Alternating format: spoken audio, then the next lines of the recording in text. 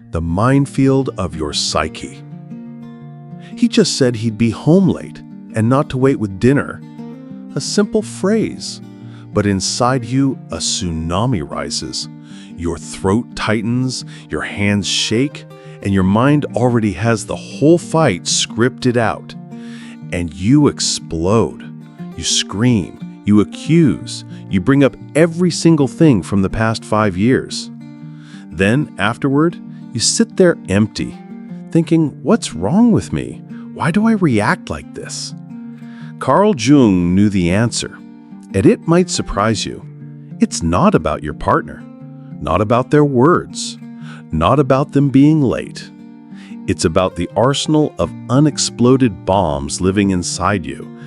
Each bomb is an old pain you never fully processed. The hurt from dad missing your school play, the fear when mom went to the hospital when you were 5, the shame when the whole 7th grade laughed at your love confession. Jung called these complexes, autonomous parts of the psyche that live their own lives. You think you control your reactions, but that's an illusion. Jung said we don't have complexes. Complexes have us. When your partner hits a trigger, it's not your adult self that wakes up. It's the small, wounded child inside. And that child is screaming from pain that's 30 years old. Everything that irritates us about others can lead us to an understanding of ourselves. This quote from Jung is the key to understanding why the same situations make you explode over and over, why you choose partners who step on the same sore spots, why your relationships become battlefields with new explosions every day. Today, we're going to dissect the mechanism behind these explosions. You'll learn where this pain hiding behind ordinary arguments comes from, why your partner's love can't heal your lack of self-love, and most importantly, how to stop being a hostage to your own complexes and start building relationships from wholeness instead of trauma. Anatomy of an emotional explosion. Imagine your psyche is an old house. In the basement, for decades, you've been storing everything that was too painful to process. Childhood hurts, teenage humiliations, adult betrayals. Nobody's been down to that basement in years, but the contents didn't disappear. They fermented, they gained power, and now the smallest spark is enough to make it all blow up. Jung discovered something remarkable. What we call personality is often just a set of defense mechanisms built around old wounds. You think you're hot-tempered. Really, there's a scared child inside who learned to scream to be heard. You think you're distrustful, but that's not a personality trait. It's the scar from a betrayal you experienced when you were defenseless. A complex, in Jung's understanding, isn't just a psychological problem. It's an autonomous personality inside you. It has its own memory, its own emotions, its own logic. When a complex gets activated, you literally become a different person. Your voice changes, your vocabulary shrinks, logic disappears. You say things you'd never say when calm. Here's how it works in practice. A 35-year-old woman, successful lawyer. In court, she argues brilliantly, holds her ground, makes witty comebacks. But at home, when her husband says he'll be working late, she turns into a hysterical little girl. She screams, cries, accuses. Why? Because that's what her father used to say before he left the family when she was 7. The abandoned child complex activates instantly.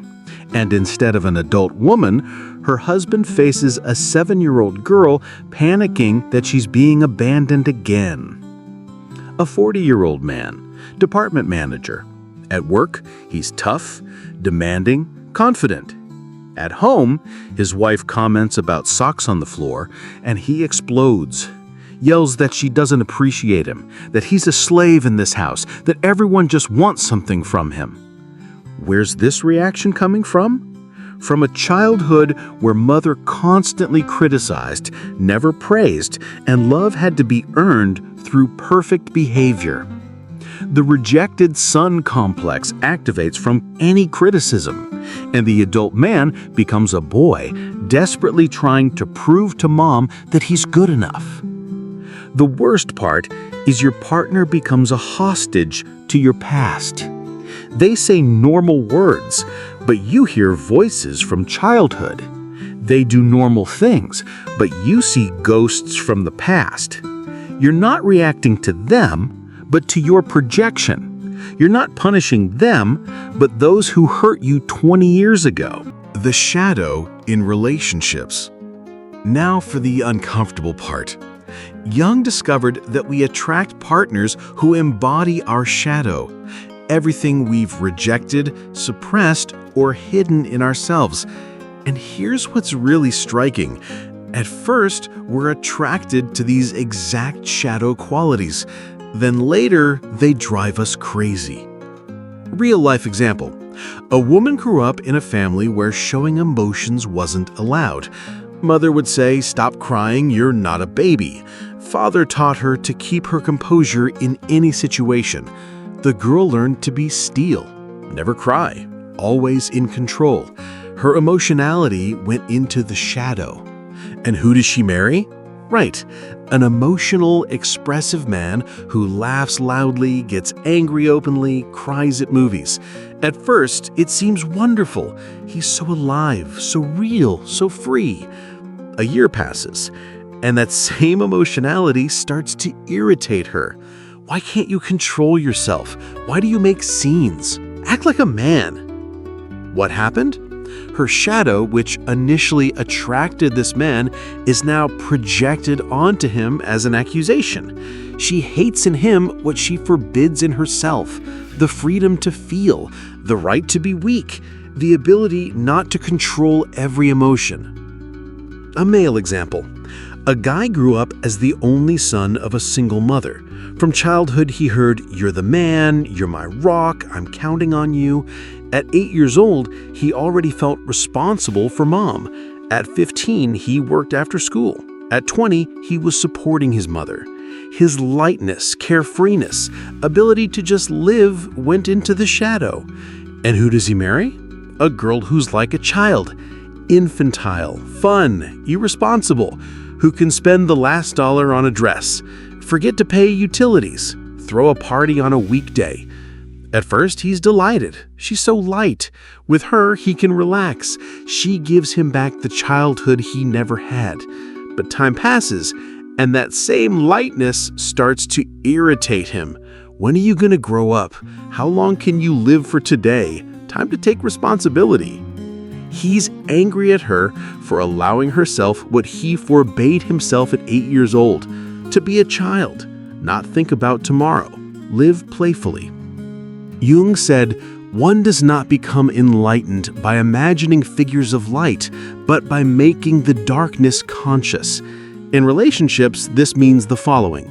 Until you acknowledge your shadow, you'll project it onto your partner, first falling in love with it, then hating it, and round and round. Unconscious motives for entering relationships. Now for an uncomfortable question. Why did you get into a relationship at all? Not what you tell yourself, the real reason. Jung identified 3 main neurotic motives, and they drive most couples. First, fear of loneliness. But not the loneliness when you have no one to call in the evening. Existential loneliness, when you're alone with yourself and realize there's emptiness inside. There's no real self, just a set of masks for different situations. A partner becomes a way not to face this emptiness. While they're around, you can play a role: loving wife, caring husband. But be alone and the role crumbles, and underneath, there's nothing. A 40-year-old woman admitted in therapy, I haven't loved my husband for 5 years. But when I imagine being alone, I panic.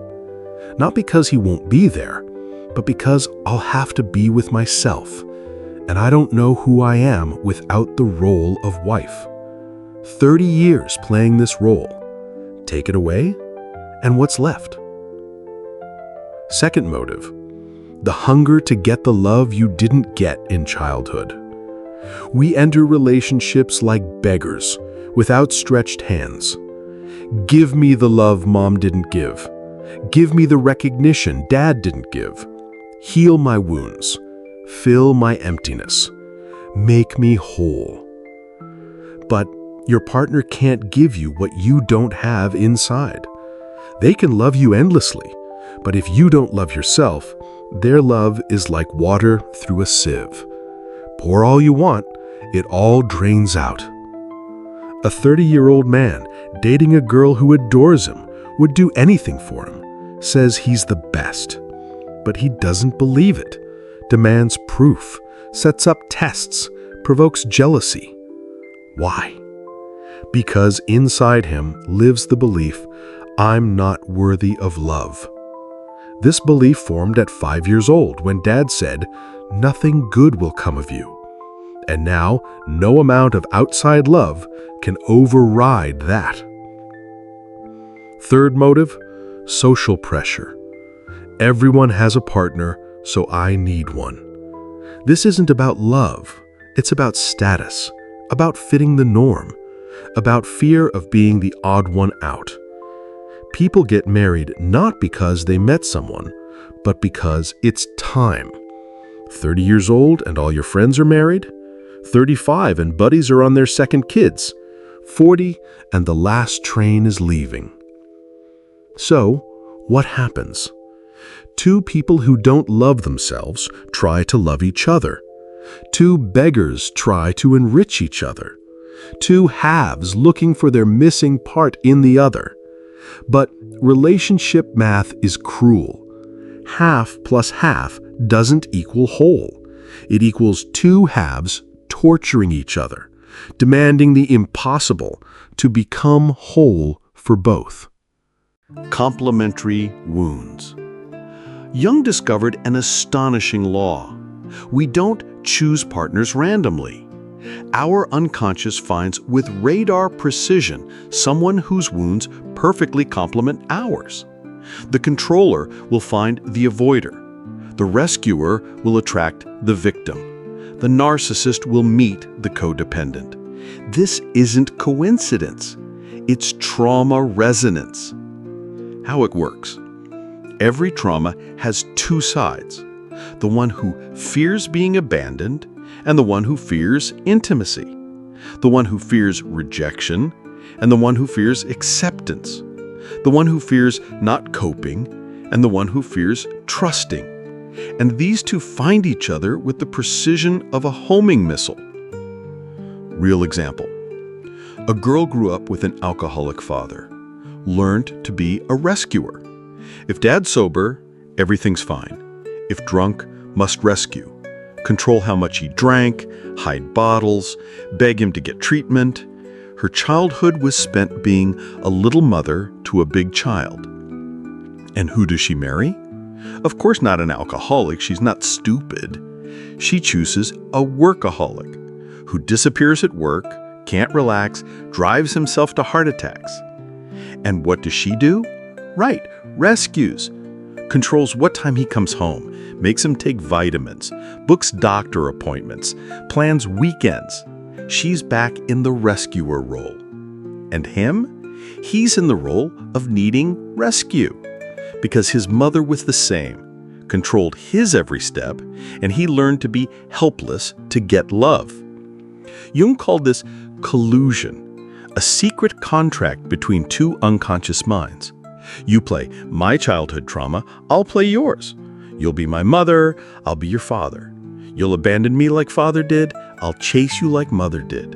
We'll torture each other, but can't separate, because each plays the starring role in the other's drama. The worst part is it feels like love, like destiny, like the one. You meet and immediately know this is your person. Of course, your traumas recognized each other. Your complexes shook hands. Your neuroses said, "Hello, familiar friend." This isn't love. It's recognition of familiar pain. Persona versus authenticity. Now, about the masks we wear in relationships. Jung called this the persona, the social mask we show the world. The problem is, in relationships, we often show our partner, not ourselves, but an improved version, the ideal husband, the ideal wife, and we demand that our partner love this version. But the body doesn't lie. The unconscious doesn't lie. You can learn all the right phrases. I respect your boundaries. I accept you as you are. I give you freedom. But if inside you panic at the thought they might leave, if inside you don't accept yourself, if inside you're afraid to give even yourself freedom, your partner will feel it. They might not understand exactly what's wrong, but their body reads the tension in your voice, the micro-expression of fear on your face, the held breath when you talk about freedom. And inside them grows a vague feeling something's not right. The words seem right, but it feels like lying. A 30-year-old woman reads all the psychology books, learned what healthy relationships are, tells her husband, "I respect your personal space. Go hang out with your friends." But when he leaves, she calls every half hour. "Where are you? What are you doing? When will you be back?" And wonders why he gets angry. "But I said I respect you." But respect in words and control in actions create a double message, and the partner's psyche breaks from this contradiction. A 40-year-old man tells his wife, "You're the most beautiful," but his eyes wander to other women. Says, "You're the only one," but texts his exes. Says, "I've changed," but the behavior's the same. And his wife goes crazy. He says the right things, but I feel the lie. Maybe I'm paranoid. Maybe I'm overthinking. Or maybe intuition is screaming that words are one thing and truth is another. Jung said the persona is a compromise between the individual and society about who the person seems to be. In relationships, the persona is who you want to seem to be for your partner. But sooner or later, the mask cracks, usually under stress and sickness and exhaustion. And your partner sees what's under the mask, and if they fell in love with the mask and not the real you, the relationship crumbles. The practical path to healing. So what do we do with this whole tangle of traumas, complexes, and projections? Jung offered a path he called individuation, becoming a whole person, not perfect, but whole, accepting both light and shadow, both strength and weakness.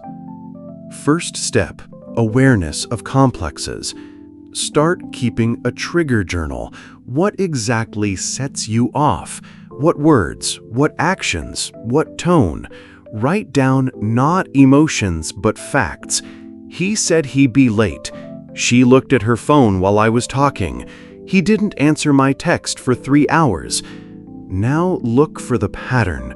What theme repeats? Being ignored, rejection, control, devaluation. When you find the pattern, ask yourself, when did I first feel this? Not with your partner, in childhood, at school, in first relationships. Find the original source. Usually, it's a moment when you were small and defenseless, and someone important hurt you. Not on purpose, they were just busy, tired, didn't know better, but the wound remained. Second step, shadow integration. Acknowledge your capacity for everything you hate in your partner. He's selfish, and you're capable of selfishness. She's manipulative, and you've never manipulated, even with tears, silence, being hurt. He's cold, and you're always warm. Or maybe inside you lives an ice queen you're hiding. This doesn't mean you're bad. It means you're human, with the full spectrum of possibilities. And until you acknowledge your shadow, you'll fight it in your partner's face. But when you acknowledge it, a miracle happens. What infuriated you becomes understandable. Not pleasant, but understandable. Oh, I do that too, just differently. Third step, removing projections. Describe the ideal partner in detail. What are they like? What do they do? How do they talk? How do they love? Now, honestly, is this a person or your projection of an ideal parent who always understands, always supports, never gets angry, always there? That's not a person. That's a deity. And demanding a living person be a deity is cruel. Look at your real partner, not who they should be, but who they are, with their issues, traumas, fears, stupidities. And ask yourself, am I ready to be with this person? Not with my projection onto them, but with the real them. If not, that's honest. If yes, then accept their otherness, not as betrayal of your expectations, but as reality. They're different, and they have that right. Responsibility without self-punishment. Critical point. Taking responsibility doesn't mean blaming yourself. Guilt paralyzes. Shame destroys. Self-punishment changes nothing. Responsibility is different. It's acknowledging, yes, I participate in creating this situation. Yes, my complexes affect the relationship. Yes, I project my pain onto my partner. And since I participate, I can change something. Jung said, I am not what happened to me. I am what I choose to become. Yes, things happen to you. Traumas, betrayals, pain. That's not your fault. A child isn't to blame that parents didn't know how to love. A teenager isn't to blame for being rejected. But you're not a child anymore, and you can choose. Stay a victim of the past or become the author of your future. This doesn't mean forgive everyone and everything. It means stop waiting for someone to come heal your wounds. Mom won't come and give you the love you missed. Dad won't return and apologize. Your ex won't realize how they hurt you. Your partner can't heal what happened before them. Only you can give yourself the love you didn't get. Only you can become the parent you never had. And when you start doing this, when you stop demanding your partner be your mother, father, savior, when you stop projecting your demons onto them, then a real meeting happens. Two adults, not perfect, but whole. Not halves, but complete. And from this meeting, real relationships can be born. Carl Gustav Jung left us a map of the human psyche, with all its secret rooms, basements, attics. He showed that pain in relationships isn't about relationships. It's about unlived past, about rejected parts of self, about fear of meeting your own shadow. Relationships can remain a minefield, where every step risks explosion, where every word can be a trigger, where every day is war with ghosts of the past. Or they can become an alchemical vessel, where both partners transform, where wounds become wisdom, where shadow integrates, where something third is born, greater than the sum of two. Jung called this conjunctio, the sacred marriage of opposites, when masculine and feminine, conscious and unconscious, light and shadow finally meet, not merging into one, but creating space where each can be themselves and simultaneously be together. The meeting of two personalities is like the contact of two chemical substances. If there is any reaction, both are transformed. But for this reaction, you need honesty. With yourself first. Acknowledge your pain. See your projections. Accept your shadow. Remove the masks. And then maybe you'll see not an enemy in your partner, but another wounded person who's also looking for love, also afraid, also hoping. Therapy for any relationship starts with therapy for yourself. But it's not a lonely path. It's the path to authentic meeting. When you heal your wounds, you stop wounding others. When you accept your shadow, you stop fearing your partner's shadow. When you become whole, you can meet someone whole. Whatever is not conscious will happen to us from the outside, and we will call it fate, Jung wrote. But when we make the unconscious conscious, fate becomes choice. Pain becomes wisdom. Destructive relationships become a path to wholeness. If this deep Jungian psychology touched something important inside you, share in the comments. What moment resonated most strongly? Maybe you recognized your story, saw your pattern, understood where that pain blocking your relationships comes from. Your experience might help someone else. We all go through similar trials, and it's important to know you're not alone in your battles with inner demons. If these honest conversations about relationship psychology matter to you, stay with us. Subscribe so you don't miss the next deep dives into the human psyche. Every like isn't just a button. It's your vote for important topics to be heard, for complex things to be explained simply, for pain to become understanding. See you on the next journey through the labyrinths of the soul.